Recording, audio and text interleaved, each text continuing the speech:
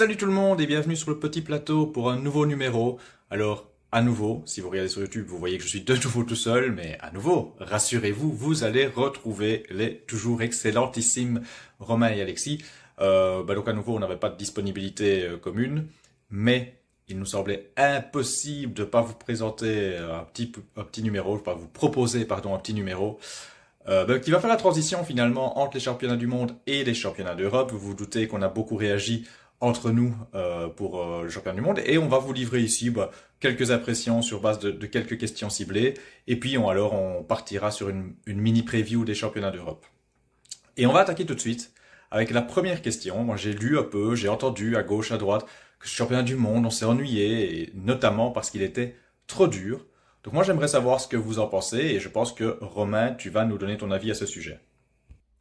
Ah ben écoute Damien, moi justement je me suis bien plu devant ces mondiaux de Kigali, et essentiellement pour deux raisons. La première, c'est que j'aime ces courses en circuit, je trouve que ça apporte quelque chose d'assez particulier, et c'est vraiment révélateur de ces championnats du monde chaque année, ou presque en tous les cas.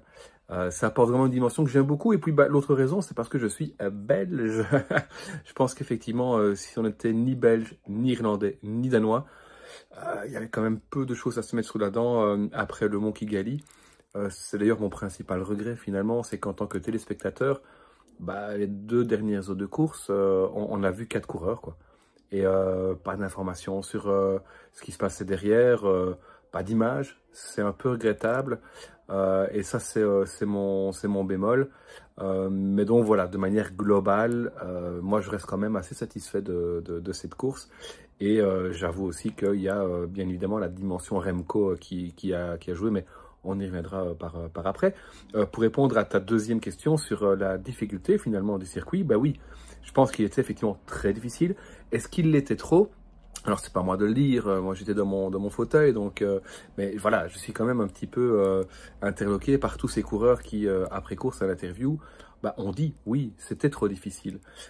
Et puis voilà, il suffit de voir le classement, 30 coureurs classés, c'est un record. Donc ça montre qu'effectivement il y avait beaucoup je dirais de facteurs qui ont rendu cette course très compliquée. C'est parti dès le départ, et d'ailleurs on n'a pas eu, contrairement à ce qu'on peut voir d'habitude, un peu cette échappée matinale exotique avec un Thaïlandais, un Grec, un Mongol, le gars du Vatican qui venait un petit peu mettre l'ambiance. Ici, non, tout de suite, on a eu je n'ai pas dit les toutes grandes nations du vélo, mais en tous les cas, on a eu oui, un coureur néerlandais, un français, un allemand, un suisse à l'avant. Donc ça montre très bien que c'est parti très vite, très fort. Et puis, il y avait d'autres facteurs, je le disais, l'altitude, la température, la difficulté du parcours tout simplement, font qu'effectivement c'était très compliqué pour l'ensemble des coureurs, à l'exception donc notable de Remco Evenepoel qui lui a trouvé ça pas trop difficile. Ok, tant mieux pour lui en tous les cas. Mais donc voilà, bref, en résumé, un avis assez positif malgré tout sur ces mondiaux de Kigali. Romain, comme toi, je me suis pas tellement déplu devant ce mondial. Alors oui, évidemment, il y a eu des temps morts, des moments où on s'est un peu ennuyé, etc. Mais globalement, déjà sur le Mont Kigali, moi j'ai bien aimé de voir ce qui s'est passé.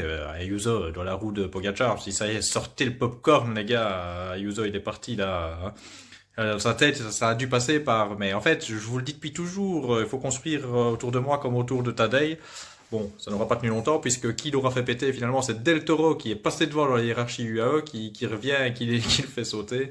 Mais voilà, pareil, de voir Del Toro revenir comme une balle, et puis rester à un moment donné avec.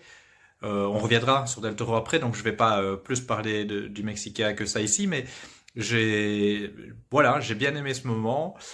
Et puis, oui, il y a les ennuis de Remco. Alors à la fois, ça a mis de l'intérêt dans cette course, de voir qu'est-ce qui va se passer avec Remco.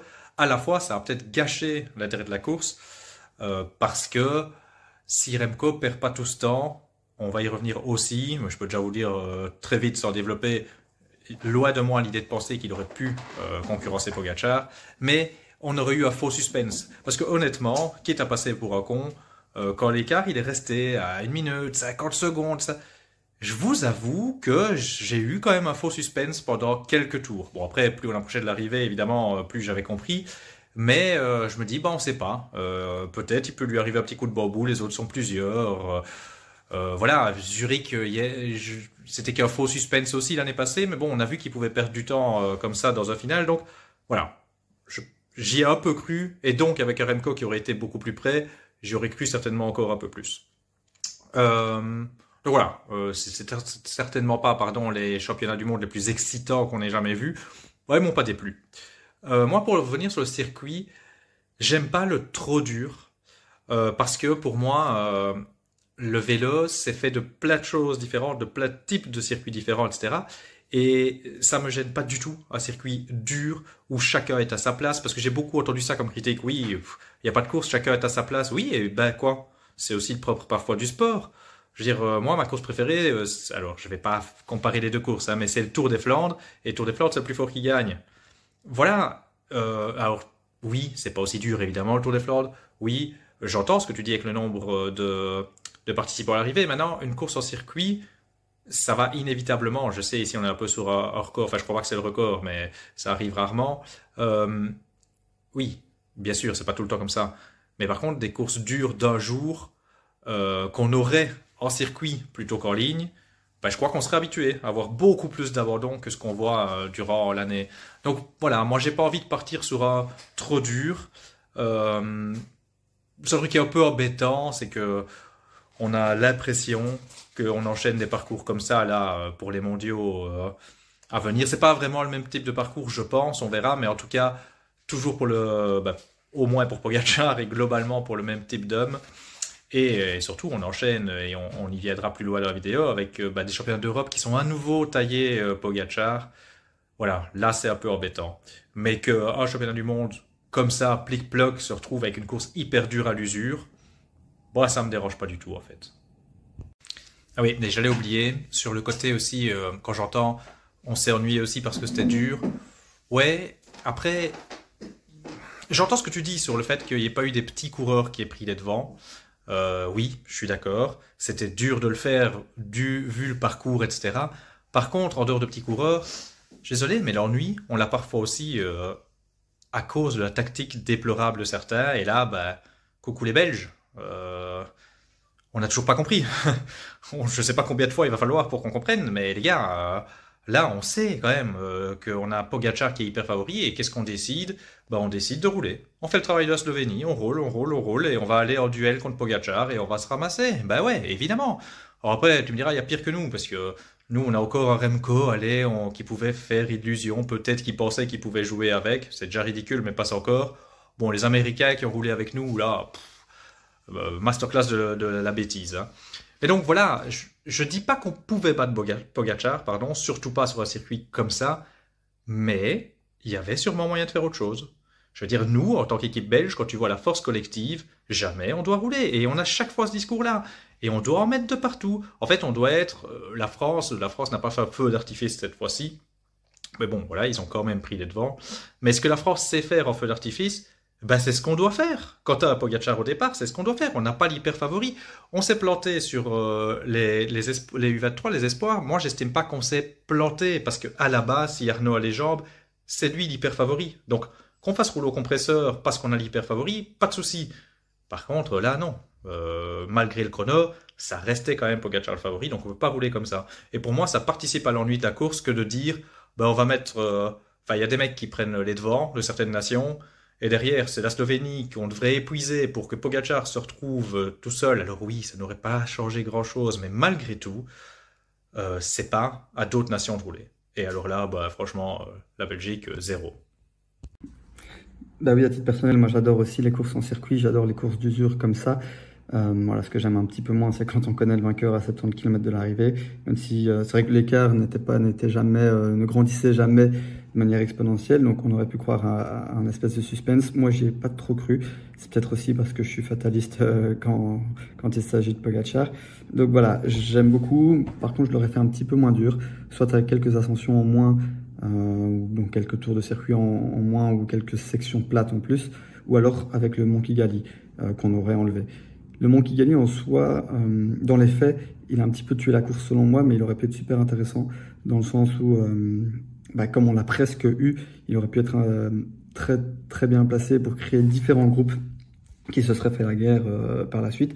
Mais ici, dans les faits, voilà, Pogačar a eu 2 personnes dans le porte-bagages, mais 10 km plus loin, il était tout seul. Donc pour moi, c'est un petit peu tué l'intérêt du circuit. Voilà, le circuit avait beaucoup moins d'intérêt.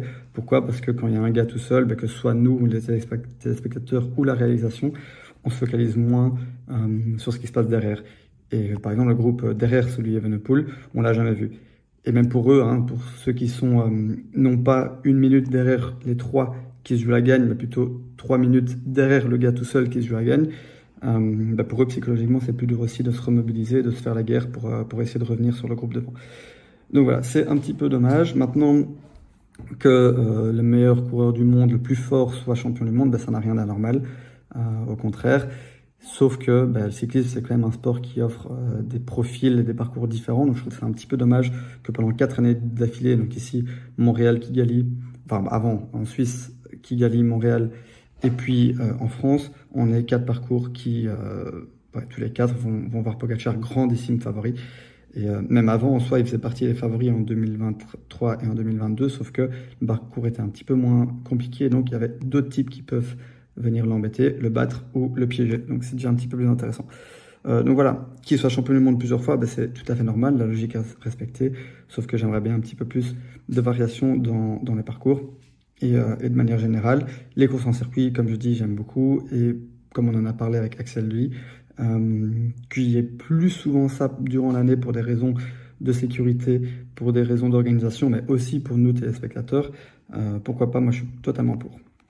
Oui, mais moi, un truc que je vais retenir, Alexis, tu le dis, et je pense qu'on était tous plus ou moins d'accord, tu dis quand on connaît le vainqueur au départ, c'était Tadej Pogačar, et pourtant, certains se posent la question de ce que ça aurait donné si Remco n'avait pas eu ces petits soucis avec la selle. Donc vous, qu'en pensez-vous? Est-ce que sans ça, Remco, il aurait pu venir titiller Pogačar? Alors c'est très difficile à dire et on ne le saura pas, donc c'est franchement compliqué de se positionner sur cette question. Est-ce que Remco aurait pu accompagner, voire battre Pogačar à la pédale? Je sais pas. Par contre, de façon tout à fait, je veux dire entre guillemets, neutre, c'est presque bien qu'il ait eu ces ennuis mécaniques, parce qu'on va pas se le cacher. Dans le Mont Kigali, il a fallu une accélération à Pogačar pour semer tout le monde, sauf Ayuso. On se dit, bon voilà, on va se contenter de ce duo qui sentait la poudre, avec tout ce qui s'est passé chez UAE cette saison. Et puis, Del Toro revient, on se dit, ah, ça va être d'enfer. Et en fait, non, Del Toro fait péter directement Ayuso dès le mur de Kigali. Et puis, arrivé sur le circuit local, Del Toro pète à son tour. Et donc, voilà, finalement, c'est Remco qui nous a permis de vivre encore une fin de course attrayante, avec ses déboires, avec sa rage qu'on lui connaît, avec aussi sa remobilisation, ce qu'on lui connaissait moins. Mais du coup, il nous a offert une grande course, une remontada. Je pense qu'on peut vraiment le dire ici dans ce cadre-là. C'est dommage qu'il n'ait pas été jusqu'au bout, évidemment.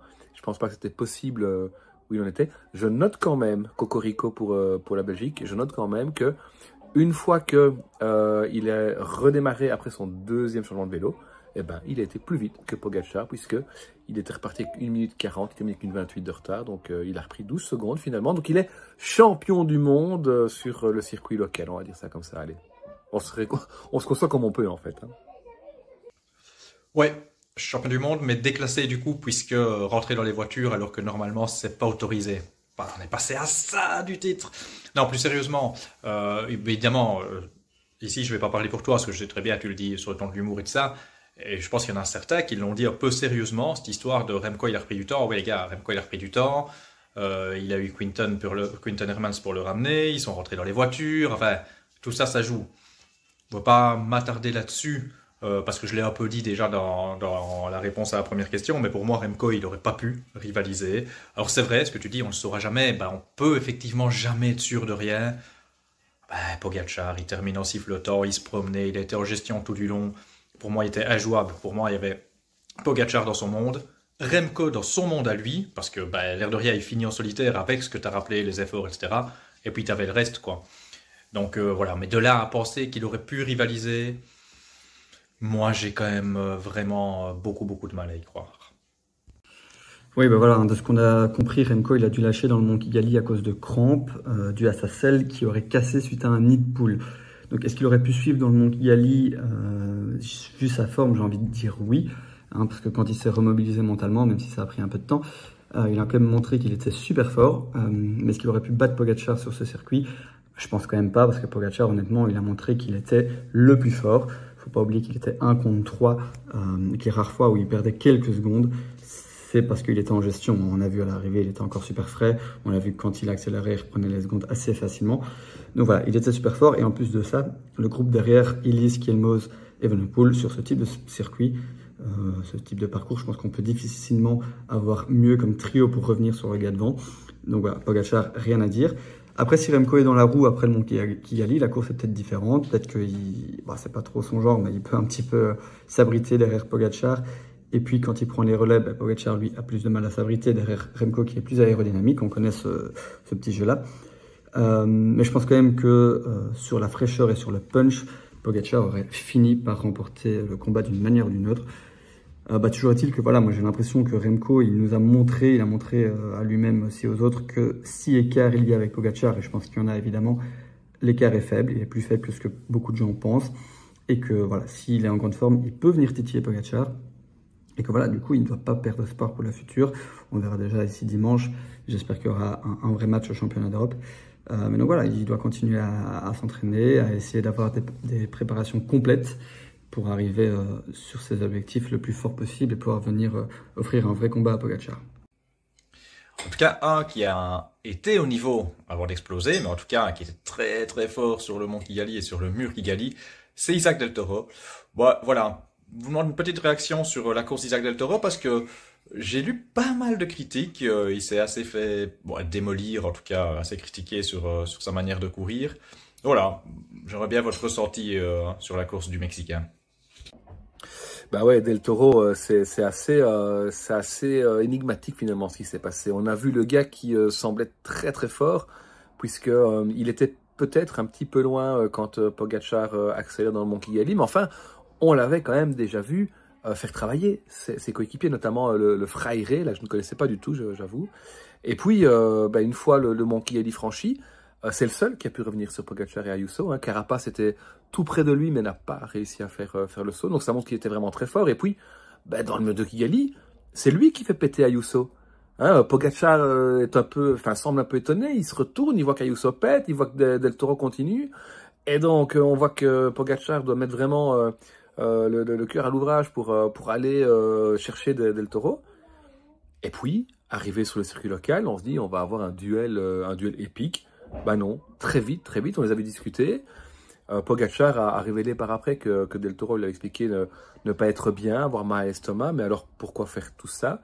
Est-ce que il a présumé de ses forces? Il est très jeune, on le sait, c'est possible, mais il fait quand même 7e à l'arrivée, donc il n'était pas au bout de son énergie ou au bout de ses forces non plus. Ou alors est-ce que c'est un manque de jugeote tactique? Et on se rappelle, même s'il était piloté depuis la voiture du DS, on se rappelle que sur le Giro, ça avait été catastrophique sur cette dernière étape, celle du Finestre. Et donc, voilà, je me pose vraiment beaucoup de questions sur cette course de Isaac Del Toro. C'était un facteur un petit peu improbable sur cette course. C'est vraiment dommage qu'il n'ait pas pu rivaliser quelque chose avec Pogačar. Parce qu'au final, il fait une très belle course, très costaud, très solide. Mais il n'a jamais, en réalité, été dans le coup pour les médailles. Sauf sur cette ascension du mur de Kigali où il a buffé tout le monde. C'est marrant, tu trouves sa course énigmatique? Moi, je la trouve limpide, en fait. Mais je pense qu'il y a plus de gens qui pensent comme toi que comme moi, mais j'arrive pas bien à comprendre le pourquoi. Del Toro, c'est quoi? C'est un coureur, peut-être derrière Pogačar, actuellement le meilleur du monde. Alors oui, il n'y a pas toute la concurrence, donc je m'emballe peut-être. Le meilleur du monde sur une certaine distance. C'est ce qu'il a été sur cette course. Le meilleur du monde avec Pogačar sur une certaine distance. Il n'a pas encore le coffre, on l'avait déjà vu sur la Classicoa où il avait un peu dur. Voilà, c'est trop long, c'est trop dur, mais il va progresser, c'est comme ça. Et lui, ça l'intéressait pas non plus. Quand tu dis gros manque de tactique, de jugeote, ouais, s'il veut viser top 5 au lieu de top 7, j'exagère un peu, hein, peut-être que pour faire une médaille, il aurait dû plutôt s'économiser un peu, mais je crois que lui, c'est la fougue, et il veut gagner, voilà. Et s'il sort les jambes pour aller avec Pogacar, il va avec Pogacar. Et il se dit, bon, bah voilà, je suis bien. Honnêtement, pour moi, c'est assez rapide. Et d'ailleurs, je vais rendre hommage au très grand Alexis, notre copain de podcast, qui, dans la preview, qu'est-ce qu'il a dit sur Del Toro? Del Toro, je pense qu'on va beaucoup le voir, et puis qu'après, il va exploser. Bah, Del Toro, on l'a vu, et puis il a explosé. Donc en fait, oui, c'est assez limpide, et Alexis, il l'avait prédit, ce truc. C'est typiquement ce qu'on pouvait attendre de Del Toro. Tout ça, même sans les problèmes d'estomac. Il paraît en plus, oui, effectivement, comme tu l'as dit, ces problèmes-là d'estomac qui peuvent rajouter des trucs. Et après, je veux pas faire le faux naïf et tout. Quand je vois certains qui disent il a roulé pour Pogacar, pour moi, non, c'est pas du tout l'idée. Par contre, à partir du moment où il dit je suis pas bien et tout ça, pour moi, ça se passe en 3 étapes. D'abord, je vais avec, je veux gagner. Puis, ouais, je suis pas bien, mais je vais passer un peu, comme ça, lui aussi, il me garde avec lui, et peut-être ça va m'amener jusqu'à une médaille d'argent. Un peu ce que Sivakov avait déjà fait, on l'avait reproché à Sivakov. Et puis, ouais, c'est mort. Mais là, alors, ça reste quand même le boss de mon équipe toute l'année, c'est mon équipier. Ouais, tant qu'à faire, perdu pour perdu, je vais passer un petit relais. Bon, 2 relais fatigués, hein, il n'a pas changé grand-chose dans la physionomie de la course. Ça, effectivement, c'est possible. Mais globalement, donc, pour conclure, moi, je trouve la course de Del Toro assez lisible et pas si étonnante et pas déconnante du tout, quoi. Et ben, pour ma part, moi, Del Toro, j'ai pas grand-chose à redire. Dans un premier temps, hyper impressionnant dans le mont Kigali, mais surtout après dans le mur de Kigali où il fait totalement craquer Ayuso. Donc voilà, impressionnant. Puis par la suite, il craque. Alors est-ce qu'il craque parce que il avait des maux d'estomac, comme Pogacar le dit, ou parce que, comme lui-même le dit, il n'avait pas la caisse? Donc voilà, il craque, en effet, on a pu s'y attendre. Mais le fait qu'il ait continué à faire des relais, moi honnêtement, je le comprends, tant sur le court terme que sur le long terme en fait. Déjà sur le court terme, parce qu'il sait très bien que si il n'est pas très bien et que du coup il reste dans la route Pogacar, ben Pogacar, il va s'agacer, il va partir. Il n'est pas bien, donc si Pogacar essaie de partir, il va pas réussir à suivre. Donc voilà, il joue un petit peu de stratégie en disant, ben voilà, je te donne quelques relais, mais en contrepartie, je peux rester sur ton porte-bagages le plus longtemps possible. Et peut-être que dans sa tête, il se dit, hein, ça va aller mieux un moment, je vais m'alimenter, je vais attendre que ça passe. Et en restant avec Pogacar, je peux aller viser la médaille d'argent. Donc sur le court terme, je comprends totalement. Et sur le long terme aussi, bon, c'est un peu plus triste à dire, mais Pogacar, c'est son équipier. Donc non seulement c'est son équipier, donc c'est de bonne guerre de venir un petit peu aider, mais aussi Pogacar, c'est le boss du UAE, faut pas se mentir. Donc s'il se le met à dos, je pense que c'est pas forcément bon pour lui. Donc voilà, je sais même pas s'il a réfléchi comme ça, c'est peut-être pas forcément son style de réfléchir comme ça, mais honnêtement, que ce soit pour la course en elle-même ou stratégiquement pour sa place dans l'UAE, moi je comprends qu'il est aidé. Et puis comme dit Damien, honnêtement, c'est une aide un petit peu... voilà, c'était pas une aide providentielle non plus. Pogacar aurait gagné avec ou sans ça. Et d'ailleurs, on parle de Del Toro, donc un jeune qui manque un peu de coffre. Je dois faire un truc. Pardon Polo. Paul Sexas, vraiment impressionnant. C'est une belle 13e place à l'arrivée. C'est pas un top 10, mais on va pas sous-estimer une 13e place sur un mondial aussi dur que ça.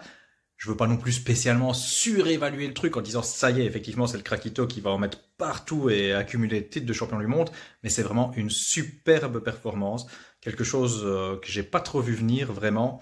Et en plus, surtout de sa 13e place, il faut voir comment il a couru. Il a fait la course, il a fait des efforts, il a essayé des choses. Vraiment très impressionné par Paul Sexas sur ce championnat. Et ça me fait penser à un truc, je vais vous poser une autre question que j'avais pas spécialement prévu au départ. Qu'est-ce que vous pensez de l'écart de niveau de Pogacar entre le chrono et ici la course en ligne? Est-ce que l'écart déjà vous semble si énormissime? Ou bien est-ce que vous vous dites, ouais, bah, il y a une fois il dépasse sur son exercice de prédilection, une fois oui. Moi je vais vous répondre tout de suite, pour moi l'écart il est grand. Et je retiens ce que je viens de dire. Pourtant, il y avait un exercice de prédilection une fois et l'autre pas, mais l'écart est quand même grand. Après, c'est pas du tout le même type d'exercice et je me dis qu'il y a eu acclimatation et machin chouette. Mais voilà. Mais pourquoi je pense à ça et pourquoi je vous pose la question? Parce que je viens de parler de Paul Sexas et que ça m'a frappé que tout le monde tombe sur Pogacar pour ça et que certes c'est un niveau moindre, mais l'écart de niveau entre le chrono de Paul Sexas et sa course en ligne, on peut en parler aussi. Comme quoi, c'est pas Pogacar qui a le produit, parce que je vous en parle parce que c'est ce que j'ai déjà lu et entendu. Pogacar a le produit où, voilà, bah, il est pas bien, c'est pas compliqué, il prend le produit et il est de nouveau super bien le week-end d'après. Ouais, bah, quoi. C'est que ça, l'écart est le même, hein. C'est parce que c'est un niveau un peu moins et beaucoup moins voyant, mais l'écart de niveau en une semaine est exactement le même, je pense, hein. Oui, je pense effectivement, et tu le soulignes d'ailleurs Damien, qu'il ne faut pas nier le principe d'acclimatation et les différents facteurs qui ont peut-être pesé sur les organismes en début de semaine. Effectivement, c'est pas le seul coureur où on a pu voir une différence de niveau assez impressionnante entre ce qu'on a vu au chrono et ce qu'on a vu sur la course en ligne. Pour rester sur Pogacar, je dirais simplement ceci, on le sait, ce qui différencie Pogacar de n'importe quel autre coureur du peloton, c'est cette faculté qu'il a à ne pas ressentir la fatigue, ou en tous les cas à donner l'impression qu'il ne ressent pas la fatigue. On l'a vu un peu grimacer en fin de course, c'est vrai, mais au moment où il passe la ligne, il est de nouveau blême, comme si finalement il venait de faire 40 km. Et donc, je pense que c'est là où il y a vraiment cette différence. Il faudrait presque essayer un jour, petit message à Remco et aux autres, pourquoi pas, d'attaquer Pogacar à l'ouverture d'une course. Quand le drapeau s'abaisse, ben voilà, attaquer à ce moment-là et voir comment il réagit. Peut-être que Pogacar a besoin de se mettre dans le timing, dans le bain. Alors après, vous allez me dire, quand on regarde sur les grands tours, et notamment le Tour de France, les chronos, il est top. Mais c'est vrai, sur les chronos en dehors du Tour de France, en dehors des grands tours, il est nettement moins top. Et je pense que ça vient du fait que sur les grands tours, les chronos n'arrivent jamais le premier jour de course. Il y a déjà de la fatigue accumulée. Et donc, c'est là où, très vite, Pogacar commence à prendre l'ascendant sur ses rivaux. On l'a vu notamment lors pas le dernier, mais au Tour de France 2024, où sur le chrono de Nice, Pogacar a été virevoltant. On va me dire, ouais, mais il y avait le contre-exemple avec Vingegaard l'année avant, à Combloux. Donc, voilà, c'est pas une science exacte. Et je pense que là, Vingegaard était vraiment imbattable ce jour-là. On savait quand même que Pogacar avait mis sa race à tous les autres derrière aussi. Hein. Donc, voilà, ça c'est le point de vue vraiment sur Pogacar. Et effectivement, je rejoins sur Sexas. Comme tu en parlais, j'en profite aussi. Effectivement, chapeau bas, à 19 ans. Enfin, 19 ans et 2-3 jours. Hein, donc, pouvoir faire un tel numéro. Et c'est vrai que je reviens avec ce que je disais tout à l'heure. C'est vraiment dommage qu'on n'ait pas eu plus d'images de ces coureurs derrière. Parce que quand on termine, ne fût-ce que terminer une course pareille, d'une telle exigence, c'est regrettable que ces mecs ne soient pas mis un minimum à l'honneur. Enfin voilà, j'en ai déjà parlé à mots, donc je m'arrête là. Romain, j'espère que le message est passé pour la réalisation des championnats d'Europe ce dimanche. Vous avez vu un peu la transition. Vous l'avez compris, je vous propose qu'on passe maintenant sur les championnats d'Europe. Et avant de parler des différents protagonistes, etc., je vous propose qu'on parle du parcours, évidemment. Et pour ce faire, c'est le spécialiste du petit plateau au niveau des chiffres et des parcours, Alexis, qui va nous parler du parcours. Oui, le parcours, on a un parcours quand même assez compliqué, qui est totalement différent de ce qu'on a vu à Kigali, déjà parce qu'il n'y a pas de pavé, puis parce qu'il y a plus de cols longs qu'à Kigali. Une côte très dure de 2 km à refaire plusieurs fois, et puis beaucoup plus de portions toutes plates qu'à Kigali. Alors on aura 202 km, ce qui est beaucoup plus court, et 3400 mètres de dénivelé plus. C'est beaucoup moins, mais pourquoi c'est moins? Déjà parce que c'est plus court, et puis comme je dis, il y a plus de portions plates. Mais ça reste très dur par endroit. Hein. Donc on commence par un petit col de 4 km à 5%, qui sera idéal pour former l'échappée, et puis une portion de 50 km toute plate, où l'échappée pourra prendre le large. On pourra avoir des coups tactiques aussi. Voilà, donc ça sera intéressant à suivre. Et ensuite, on arrive dans une espèce de triple-double. Donc on fait 3 fois un enchaînement très particulier. D'abord, le col Saint-Romain de Herps, 7 km à 7,2%, qui est très compliqué par certains endroits. Et puis, l'horrible Val d'Enfer, 1,6 km à 9,7%, et une portion d'1 km environ qui flirte avec les 12%.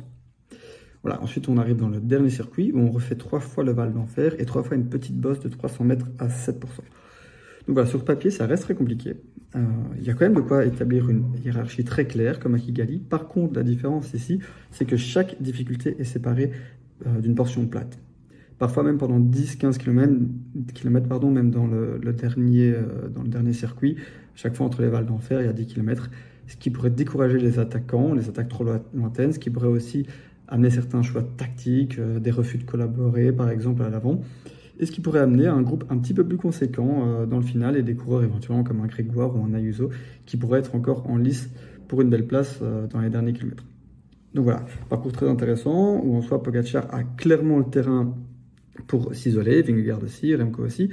Donc on a certains cols où on pourrait avoir cette hiérarchie très claire des trois plus forts comparés aux autres, mais les portions plates pourraient offrir quand même, voilà, retarder en tout cas l'échéance ou offrir à d'autres coureurs la possibilité de jouer la finale.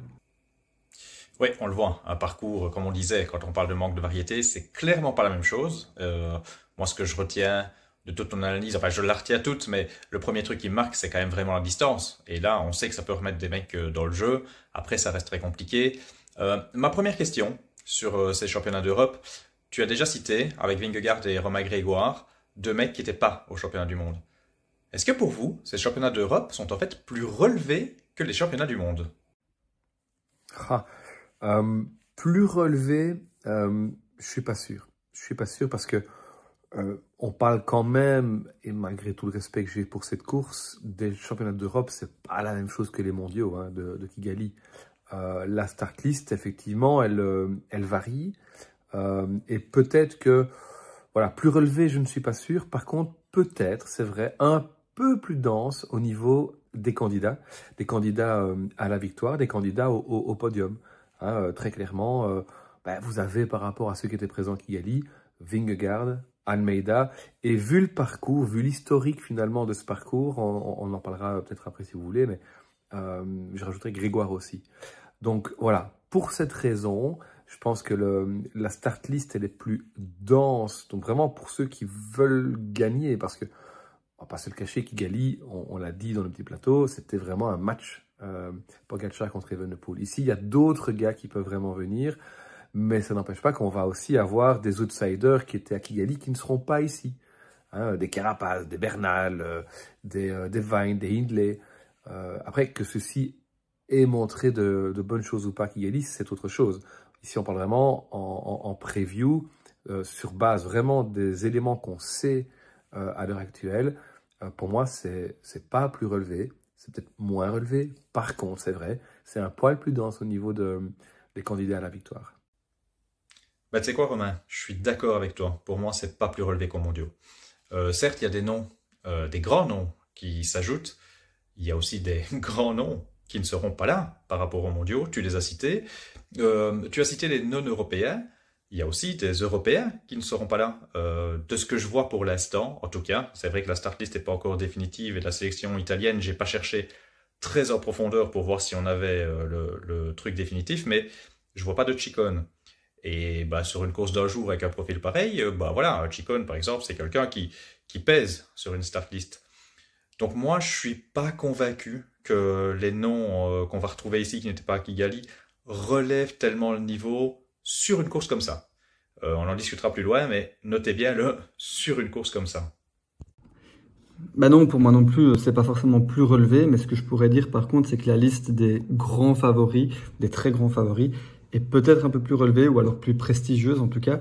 Pourquoi? Parce que ici aussi, on conserve Pogacar et Remco, et disons qu'on va remplacer un gars comme Del Toro par Vingegaard, qui est donc pour moi plus prestigieux tout de même, et on rajoute également un gars comme Almeida. Donc voilà, et déjà avec ces quatre noms-là, je pense qu'on peut s'arrêter là pour dire que la start list des favoris est plus prestigieuse, mais on peut aller voir un petit peu plus loin aussi, hein, en disant qu'on conserve un gars comme Ayuso, qu'on perd Carapaz ou Hindley, mais qu'on rajoute un Grégoire, voilà, par exemple.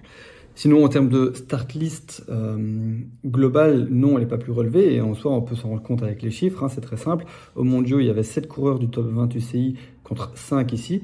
Il y en avait 13 du top 50 contre 9 ici. Et enfin, 28 du top 100 et 18 ici. Donc voilà, en gros, pour moi, la présence de Vingegaard, voire d'Almeida, rajoute, je trouve, vraiment beaucoup quant au prestige des favoris. Mais voilà, la start list, non, je suis d'accord avec vous, elle n'est pas forcément plus relevée. Alors Alexis, tu évoques la présence de Vingegaard pour relever le niveau de la start list. Ben moi, c'était ma question suivante. Qu'est-ce qu'on peut attendre d'un mec comme Jonas Vingegaard? Je ne sais pas exactement ce qu'on doit attendre de Jonas Vingegaard, il sort d'une Vuelta assez usée. Alors, pas tellement, j'ai l'impression, physiquement, dans la mesure où il n'a pas donné l'impression de devoir puiser dans le fond de ses réserves. Hein. Il a quand même souvent paru en gestion sur cette Vuelta.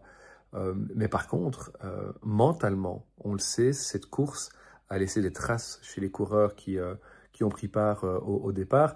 Pas tellement de par le parcours proposé ou le déroulement de la course, mais surtout par rapport à ce qui s'est passé en dehors de la course, hein, à côté finalement du circuit.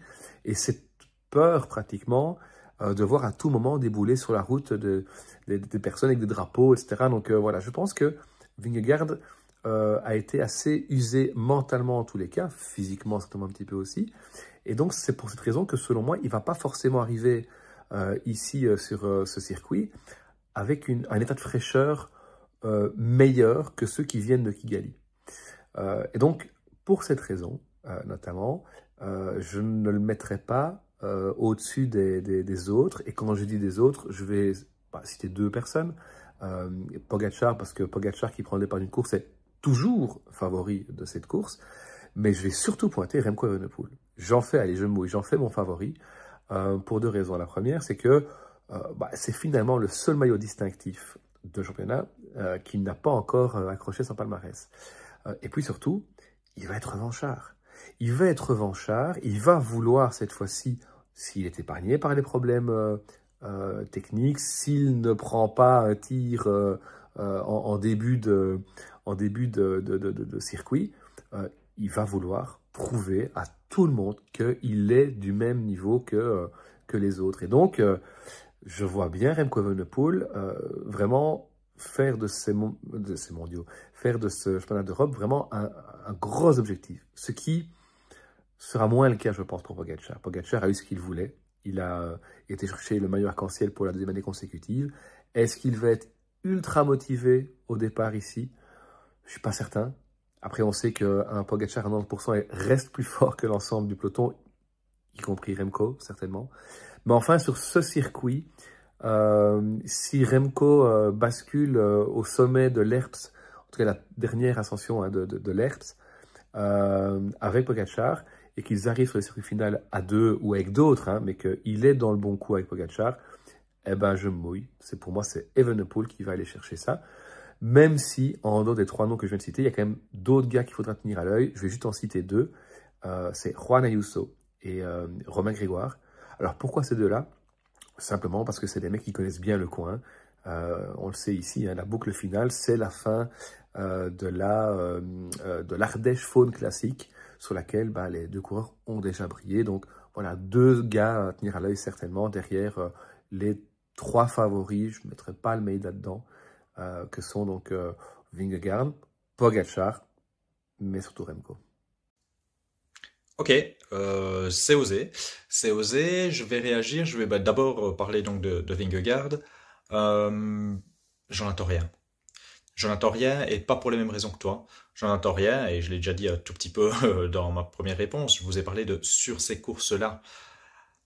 Vingegaard, je n'arrive pas du tout à même le prendre en considération sur ces courses-là. Donc, toi, tu vas peut-être passer pour un fou en ayant mis Remco favori. Moi, je vais peut-être passer pour un fou en disant que je ne mets pas du tout Vingegaard parmi les trois favoris. Mais alors là, mais pas du tout. Si Vingegaard n'est pas top 10, je ne suis pas choqué du tout, en fait. Après, il pourrait l'être. C'est court, ça lui convient bien.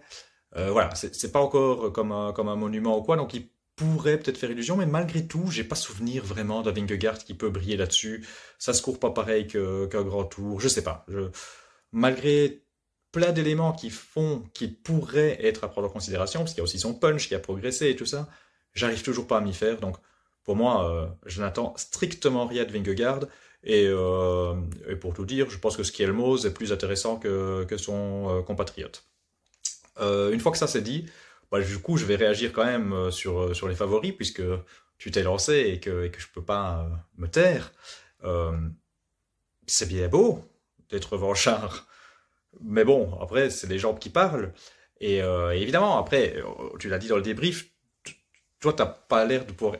Enfin, tu n'écartais pas que Remco aurait pu être au niveau peut-être de Pogačar sur Kigali. Moi, j'y crois pas une seconde. Et ici, je vois pas en quoi Remco peut égaliser, entre guillemets, avec Pogačar. Je suis désolé, hein, il a jamais vraiment été au niveau de Pogačar. On a tous attendu, même sur des Liège-Bastogne-Liège. Mais Pogačar, allez, j'exagère, vous allez me sortir tous l'Amstel peut-être, mais pour moi, il y a un monde entre les deux. Voilà, il y a un monde entre les deux et je vois pas comment il peut se combler, même si je t'accorde un point sur la motivation. Je pense qu'il y en a un qui sera plus motivé que l'autre. Néanmoins, je pense que si Pogačar est au départ, il sera quand même motivé. Il n'aura pas la même motivation que Remco, le même. Mais bon, Pogačar, s'il est au départ, ce sera pour gagner. Hein. Donc bon, voilà. Peut-être que ça comble un tout petit peu l'écart, mais globalement, c'est pas ça qui va me faire changer d'avis. Pogačar, archi favori. Mais là où je te rejoins, Remco était quand même très très fort. Et je vois pas non plus pourquoi d'un coup Remco serait pas le deuxième plus fort. Donc à moins que le voyage laisse des traces et que ceux qui n'étaient pas à Kigali vont en profiter, mais sinon je vois pas, la hiérarchie pour moi c'est clair, c'est Pogačar, Remco, et puis on verra, et sûrement pas Vingegaard. Et là je vais te rejoindre sur Ayuso. Mon troisième homme ce sera Ayuso parce que il s'est un peu fait péter, puis il y avait des pavés aussi, ce qu'il aime pas trop, enfin... Mais je pense que là, le parcours lui va encore mieux. Et donc, il a montré quand même une bonne forme. Et on a souvent ces débats avec Ayuso. Mais on a ces débats parce que c'est un énorme crack de qui on attend beaucoup. Et ça, on doit toujours le garder à l'esprit quand même. Ayuso, c'est pas n'importe qui. Donc, sur la forme, je vois bien Ayuso peut-être être le troisième homme. Mais par contre, lui, pas spécialement dans un monde à part. Donc, il y a plusieurs candidats. J'espère que Grégoire en fait partie. J'ai un peu peur que ça soit dur. Même s'il connaît bien, oui, mais après la concurrence sera pas la même ici. Voilà, je le souhaite. Les Français de nouveau ont une belle équipe.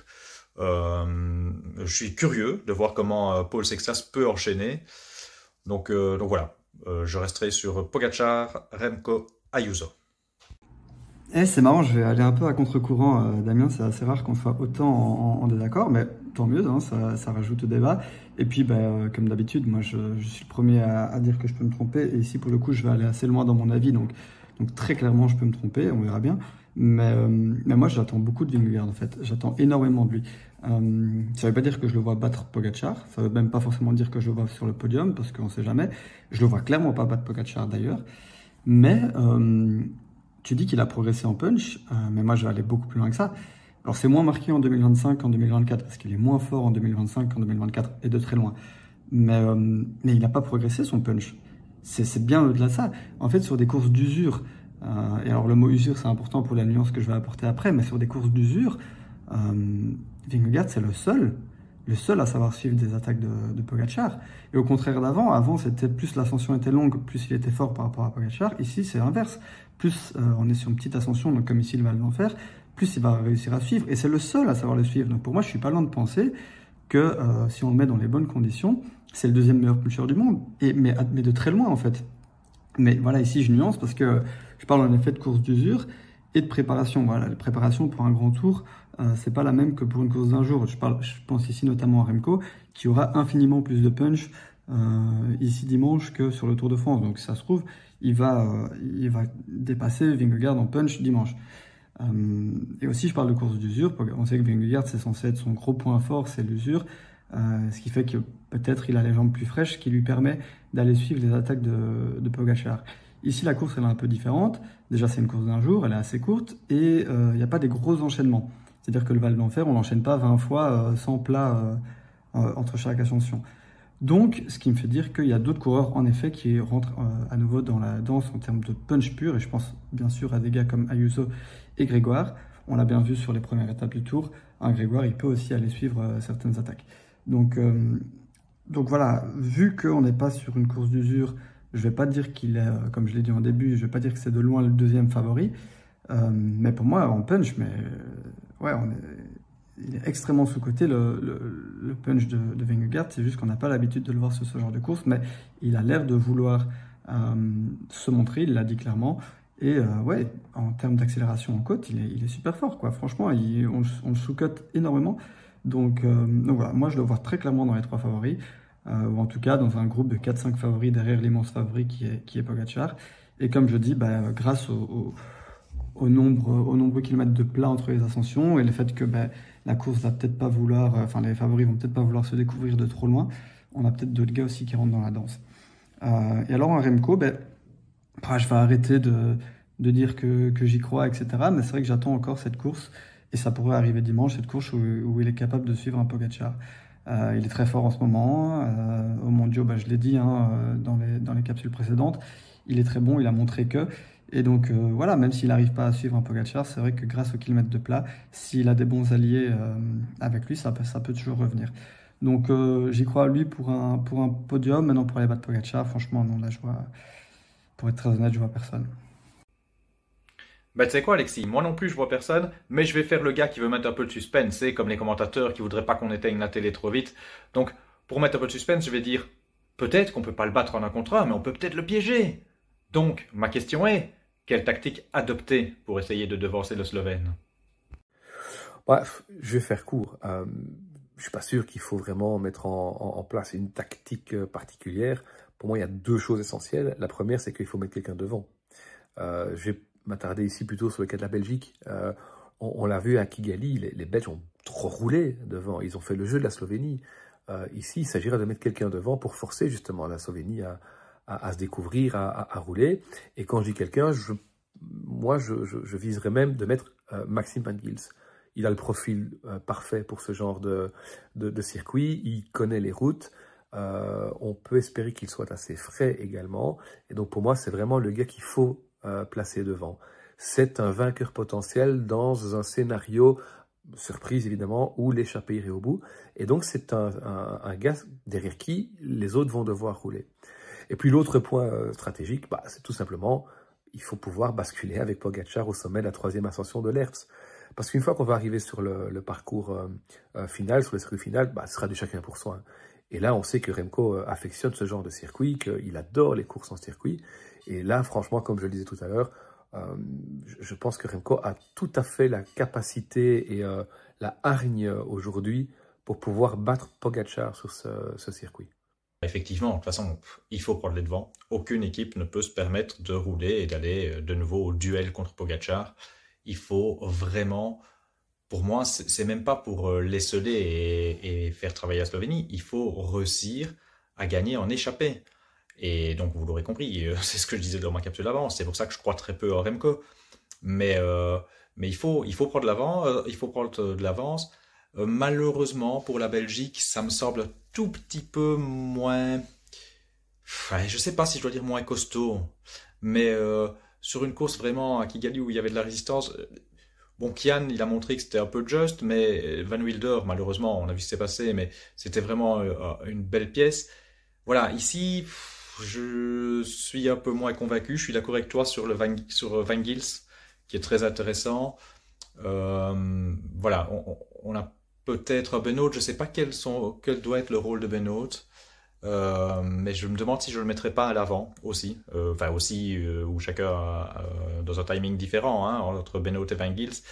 En fait, il y a l'intérêt de pouvoir gagner en échappée, et même si je crois peu qu'on peut le battre derrière en 1 contre 1, il y a aussi l'intérêt d'être devant et espérer qu'il y ait toujours un groupe devant quand Pogacar va attaquer.